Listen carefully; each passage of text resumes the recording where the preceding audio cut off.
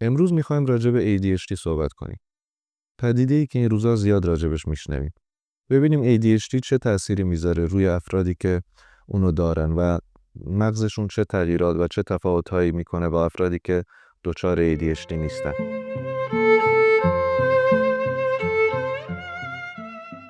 ADHD اغلب باعث یک سندرومی میشه به اسم سندروم نقص پاداش. سندروم نقص پاداش چیه؟ میگه وقتی افرادی که فرضاً نرمالن بگیم حالا یا ADHD نیستن، مغزشون چجوری کار میکنه؟ اینطوری که وقتی یه کاری رو انجام میدن، فعالیت‌های روتین روزانه‌شون رو، بعد از انجام اون کار بلافاصله یک حس خوشایندی بهشون دست میده که ناشی از اتمام اون کار هست.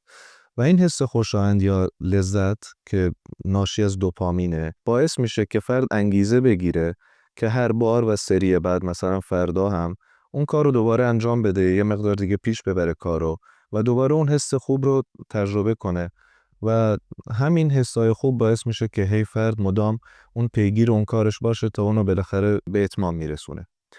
مغز افرادی که ADHD هستن چجوری کار میکنه؟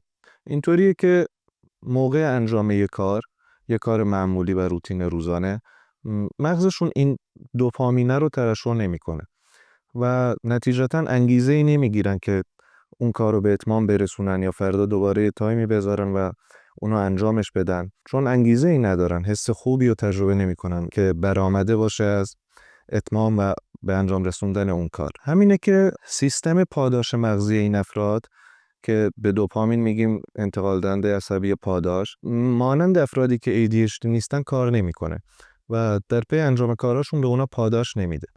واسه همین به این افراد میگیم که افراد دارای یا دچار سندروم نقص پاداش. دقیق‌تر اگه بخوایم این تفاوت در مسیر آزادسازی دوپامین تو افرادی که ADHD هستن و افرادی که ADHD نیستن رو بررسی کنیم، اینطوری میتونیم بگیم که افرادی که ADHD نیستن، شما فرض کنید که یک کاری رو میخواد انجام بده، یک نفر مثلا میخواد روزانه 1 ساعت ورزش کنه یا یک زمانی رو اختصاص بده و مثلا زبان بخونه.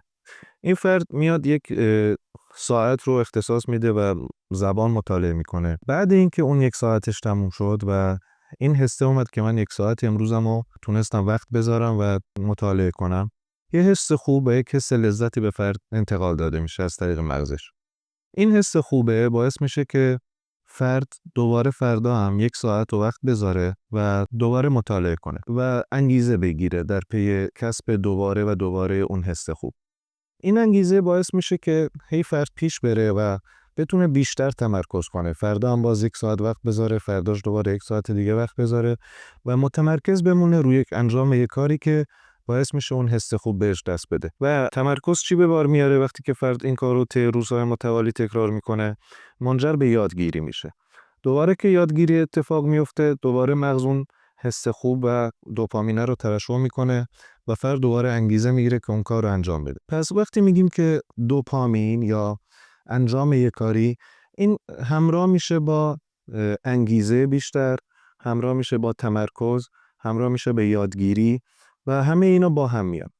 یک چرخه‌ای درست میکنه از انجام یک کار شروع میشه، به حس خوب، انگیزه، تمرکز و یادگیری ختم میشه. حالا تو افرادی که ADHD هستن گفتیم که این چرخه این شکلی کار نمیکنه. یعنی انجام اون کاره باعث اون حس خوبه نمیشه که اونم باعث انگیزه بشه و فرد در پی انگیزه بیشتر متمرکز بمونه رو کارش و یادگیری رخ بده. واسه همین این افراد خیلی مشکل تمرکز دارن.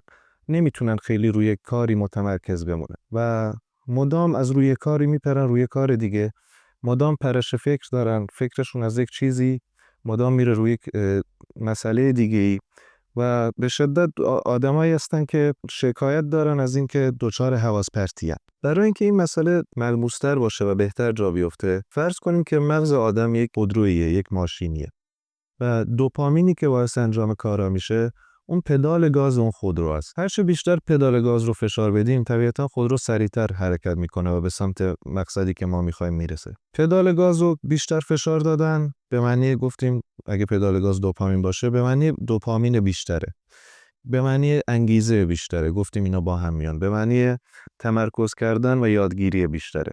پس هر چقدر فرد با انگیزه تر باشه، هر چقدر حس بهتری از انجام کاراش بگیره، اون پدال گاز بهتر عمل میکنه و بیشتر فشار داده میشه و فرد با انگیزه بیشتری به سمت اون هدفش که یادگیری پیش میره. حالا تو افرادی که ADHD هستن این چجوریه؟ این پدال گاز بگیر نگیر داره. هر از گاه خوب گاز میخوره، کار میکنه، فرد انگیزه داره، یه کاری انجام میده، یهو بلافاصله انگار از کار میفته و فرد یهو بین کار اینطوریه که چیکار دارم میکنم، پا میشه روی کار دیگه ای، اون حس خوبشون نیست، اون انگیزه وجود نداره. پدال گاز کار میکنه، کار نمیکنه، یه جا خوب گاز میخوره، یه جا به سختی گاز میخوره، گاهی که کلا کار نمیکنه، انگار اون تایمیه که فرد داره کلا وقتشو به هیچ کاری نکردن میگذرونه. یک شکایت دیگه ای که اکثر افراد ADHD دارن، هی میخوان یه کاری انجام بدن، حال و حوصله‌شو ندارن، انرژیشو ندارن پاشن. واسه همین اکثر افراد ADHD آدمای دقیقه 90 تا جایی که بتونن یه کاری به تعویق میندازن و وقتی مجبور باشن اون کار رو انجام میدن. همینه که گفتیم که این پدال گازه، این مسیر دوپامینیه خوب کار نمیکنه تو مغز افراد ADHD. حالا با توجه به اینا میشه این نتیجه رو گرفت یا حدس زد که آدمایی که این شکلی ان، دچار ADHD ان، دنبال چی ان؟ دنبال یک راهکاری ان که این پدال گاز درست بشه و خیلی خوب تا ته گاز بخوره.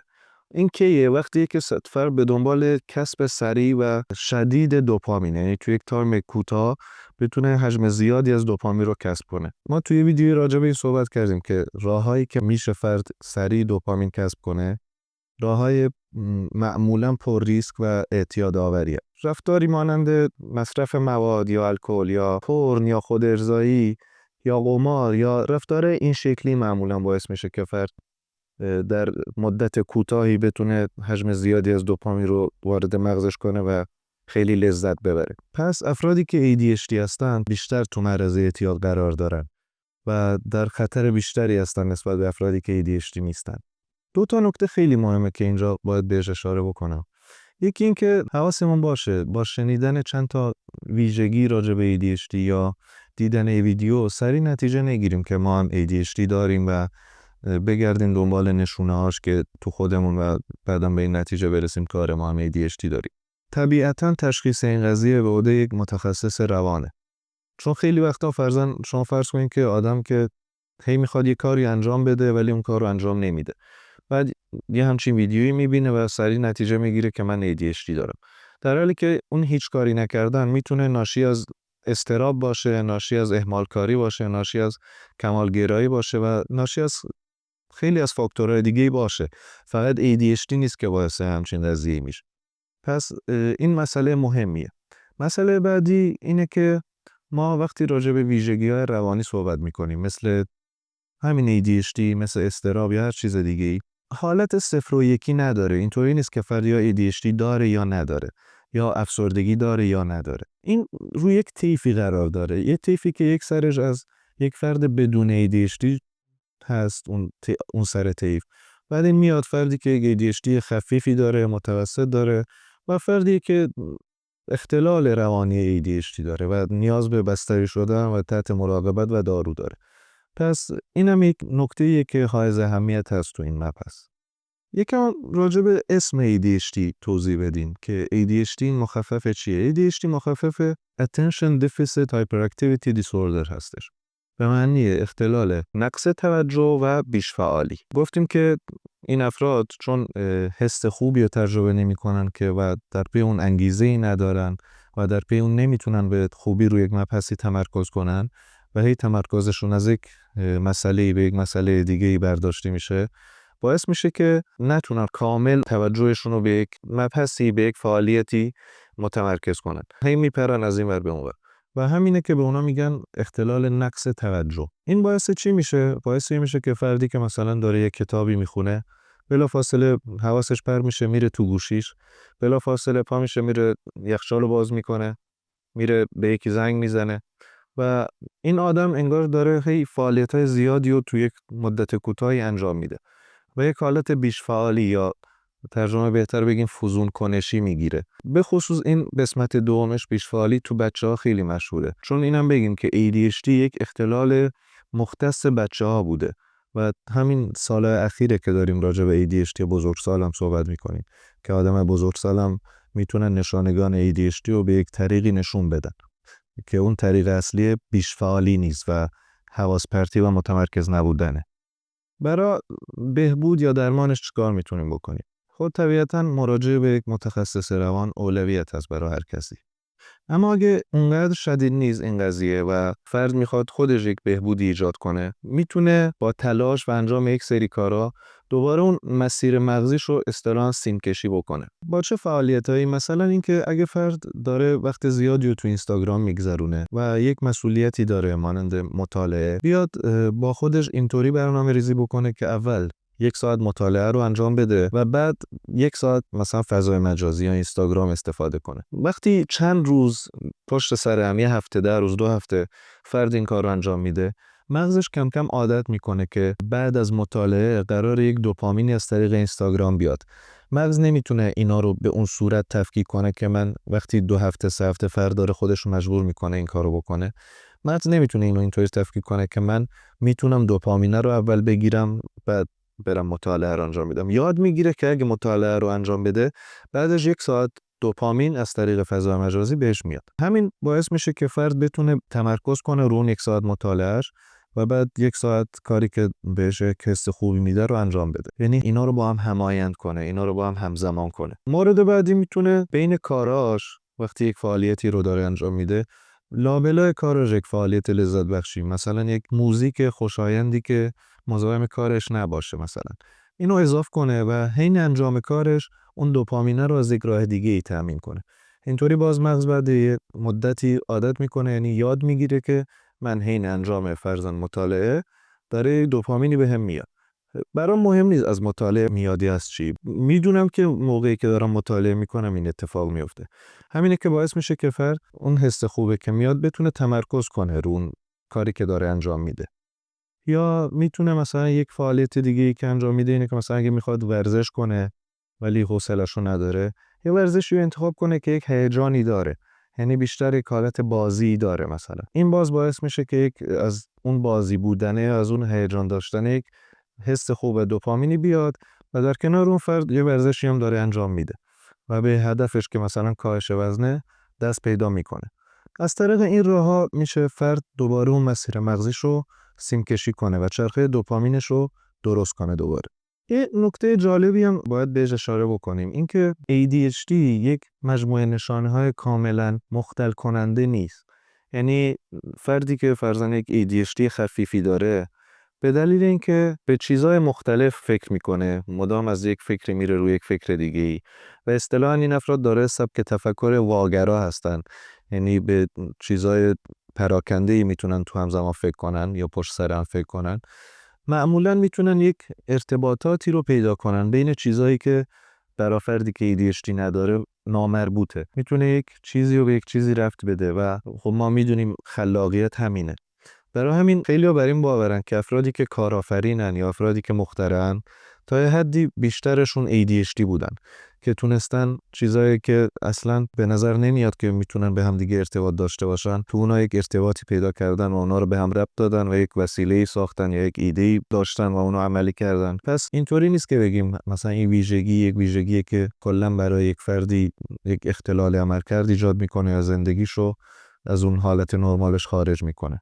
گفتن این نکته هم خالی از لطف نیست که دنیای مدرن امروزی بیشتر و بیشتر آدم‌ها رو سوق میده به سمت اینکه یک نشانه‌های ADHD رو داشته باشن. گفتیم که ADHD یکی از 2 تا نشونه اصلیش، یکیش اینه که فرد نمیتونه روی یک چیزی تمرکز کنه و مدام از یک چیزی میره روی یک چیز دیگه. تو دنیای مدرن امروزی به دلیل اینکه هر چند دقیقه یا بگیم چند ثانیه یک اعلانی میاد واسه گوشیمون یا یک اتفاقات به هر حال تو امروزه خیلی دارن به سرعت اتفاق میافتن. فرد مدام داره حواسش از رو کاری که داره انجام میده پرت میشه و به دلیل این تکنولوژی بگیم یا حتی بگیم دیگر ویژگی‌هایی که دنیای امروزی دارن نسبت به گذشته، فرد مدام مجبور میشه که حواسش رو از یک چیزی برداره بذاره روی چیز دیگه و خب این یکی از نشونه‌های اصلی ADHD.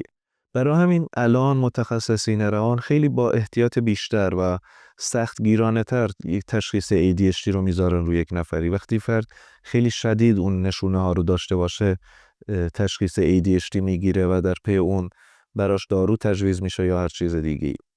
پس اگه داریم این نشونه ها رو تو خودمون میبینیم، بدونیم که بیشترش دست مغزمون نیست، دست محیط اطرافمونه. این قضیه به خصوص در دوران کرونا خیلی به چشم اومد. تا قبل اون ما همیشه میشنیدیم از افراد زیادی که اگه یک تایم طولانی داشته باشن و کاری برای انجام دادن نداشته باشن و تو خونه بمونن، یا مثلا بگیم که خودشونو مجبور میکنن که برن تو خونه بمونن و تایم زیادی رو اختصاص میدن به اون کاری که دوست دارن، به یه کاری که از نظر خودشون مفیده و مولد میتونن باشن. ما همچین چیزای زیاد میشنیدیم. وقتی کرونا اومد خیلی از افراد، یعنی همون افراد، مجبور شدن که تو خونه بمونن و وقت زیادی داشتن و کاری برای انجام دادن نداشتن. دیدن که اتفاقا نمیتونن به خیلی از کاراشون برسن و در طی روز مدام دارن وبگردی میکنن، تو فضای مجازی هن و کارایی رو میکنن که از دید خودشون مفید نبوده، دارن به بتالت میگذرونن اصطلاحاً. اونجا بود که خیلی هم این قضیه که من ADHD دارم یا همین قضیه ADHD بولد شد تو جامعه. همه اینطوری بودن که من که نمیتونم کارام بکنم، ببینم مشکلم چیه؟ مشکلم احتمالاً ADHDه. بازم میگم این قضیه خیلی به دنیای مدرن و محیط امروزی ربط داره و به این دلیل نیست که همه ما ADHD داریم. پس یک راه خوب دیگه ای که ما میتونیم استفاده کنیم واسه اینکه تمرکزمون رو افزایش بدیم اینه که گوشیمون رو وقتی که داریم یه کاری انجام میدیم از خودمون دور بکنیم و به هیچ وجه سمتش نریم. تا مادامی که ما داریم اون کار رو انجام میدیم سمت موبایلمون نریم. یا حتی میتونیم از اپلیکیشن هایی مثل فاکسول یا پومودورو استفاده کنیم که بهمون کمک میکنن که گوشیمون رو از دسترس خارج میکنه یا بهمون یک تایم میده که یک فعالیتی انجام بدیم بعد از گوشیمون استفاده کنیم و اپلیکیشن ها مشابهی هم هستن که همچین کاری میکنن. یه راه خوب میتونه این باشه واسه فردی که ADHD داره. این نکته رو باید تاکید کنم، اگه فردی که همچین نشونه هایی داره و داره تلاش میکنه که به اصطلاح همونطور که گفتیم مسیر مغزش رو دوباره سین کشی کنه و بتونه تمرکزش رو افزایش بده، این راهکارهایی که داریم بهش اشاره میکنیم و به مدت 10 روز 2 هفته اینا انجام بده و ببینه آیا براش کار میکنه، آیا باعث میشه که تمرکز بیشتر و بهتری داشته باشه رو انجام کاراش. نیاز نیست، یعنی این نکاتی که داره گفته میشه بگیم فرد نیاز مثلا مجبور 6 ماه 1 سال اونا رو انجام بده و نتیجهش رو ببینه.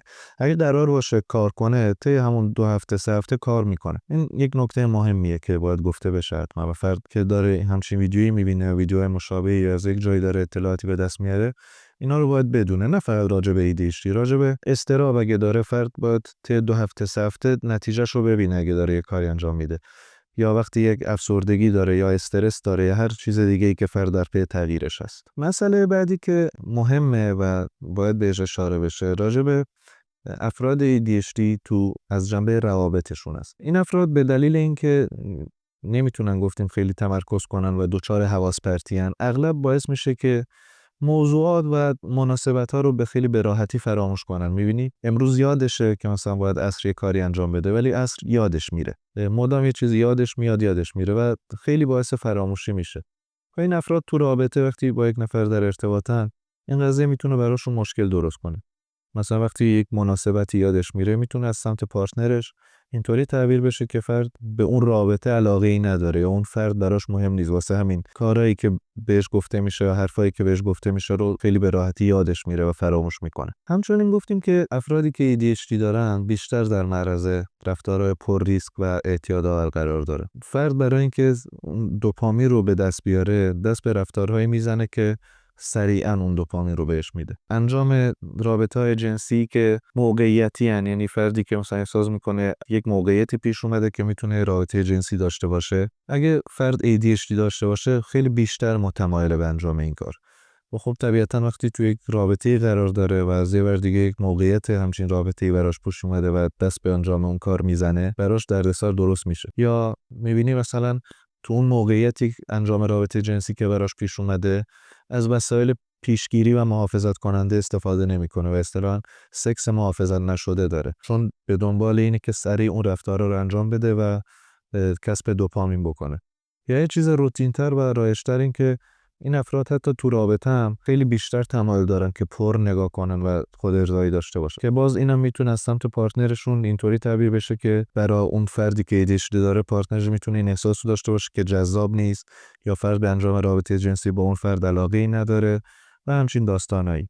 پس خیلی مهمه که فرد اگه احساس میکنه همچین نشونه‌های ADHD داره با پارتنرش راجع به این قضیه صحبت کنه یا با داشتن همچین اطلاعاتی میتونه که اون سوء تفاهمی که ایجاد میشه تو رابطه رو برطرف بکنه. نکته آخر این که اگه فردی برای ADHDش داره دارو مصرف میکنه مثل ریتالین یا بیاس که الان تو بازار ایران خیلی هم رایج شده، اینو باید بدونه که یکی از عوارض مصرف این داروها کمبود یا کم شدن میل جنسی هست و طبیعتا فرد باید این مسئله رو با پارتنرش در میون بذاره، چون که کم شدن میل جنسی هم اثرات و پیامدهای متعاقب خودش رو داره رو دیگر جنبه‌های رابطه.